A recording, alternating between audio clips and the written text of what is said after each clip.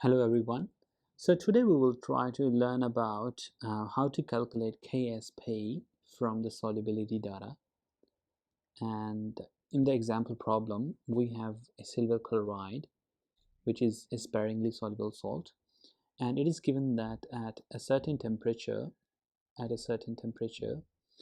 liter of water can dissolve 1.38 times 10 to the minus 5 moles of AgCl, and we have to calculate the KSP for silver chloride at this temperature, right? So first of all, let us try to write the chemical equation which can represent the dissolution of AgCl in water, and that would be AgCl in the solid form, right, as the reactant, and when it gets dissolved in water, it's going to form ions, which is Ag positive in the aqueous form and Cl negative in the aqueous form.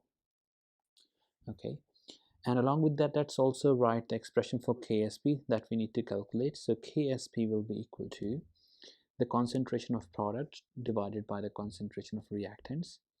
So the concentration of products is Ag positive concentration times Cl negative concentration, and in the reactants, if you pay attention, this is the pure solid form, right? So this will not be included in the expression of KSP, right? So the KSP will be given by this product concentrations of Ag positive and Cl negative. It means that now we need to find the concentrations of Ag positive and Cl negative at equilibrium, right? Okay, now let us just read the statement again. So what is given in the problem? They said at a certain temperature, 1 liter of water can dissolve 1.38 times 10 to the minus 5 moles of AgCl, right? So you can dissolve only these many moles of AgCl in water. It also means that if you try to dissolve more number of moles of AgCl in water, they will not get dissolved, right? They will come out as a precipitate, or you can say they will just stay in the solid form, right? Okay, so in this case, it also tells us that these number of moles are the number of moles of AgCl at equilibrium, right? So these moles, they represent the number of moles of AgCl dissolved at equilibrium, right? Okay, now, but we need the concentration of Ag positive and Cl negative at equilibrium, right?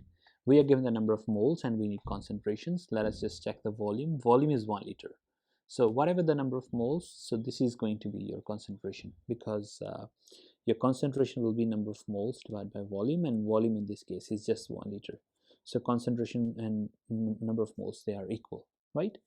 Okay, now we need to find the number of the concentration of Ag positive and Cl negative. For this, we need to look at the mole ratio. If I write the mole ratio, look at the mole ratio. This is just 1, 1, and 1. If nothing is written in front of the ions or the reactant, it means it's 1, right? So it means that 1 moles of AgCl will dissolve to form 1 moles of Ag positive and 1 mole of Cl negative, right? But in this case, only 1.38 times 10 to the minus 5 moles of AgCl they are dissolved. It means that the same number of moles of ions will be formed, right? Minus 5, 1.38 times 10 to the minus 5. And if I divide each by 1 liter, it means that the same number is going to be its concentration, which is, sorry, let me just erase this equal sign, which is 1.38 times 10 to the minus 5 and 1.38 times 10 to the minus 5. Now, what we have to do, find the KSP. We can find the KSP, just plug these numbers into these expressions, right?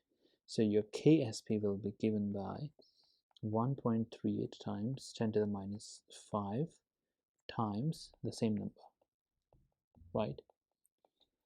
If I plug in these numbers in the calculator, and I get 1.9044 times 10 to the minus 5.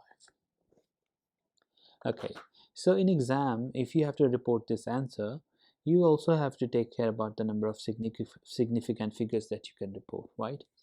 Okay, now the participant quantities have significant figures 3 each, right? So 3 sig figs here and 3 sig figs here, right? And the numbers are being multiplied, so the number of significant figures of the result would be only 3 of them, right? So the final result would be 1.90 times 10 to the minus 5.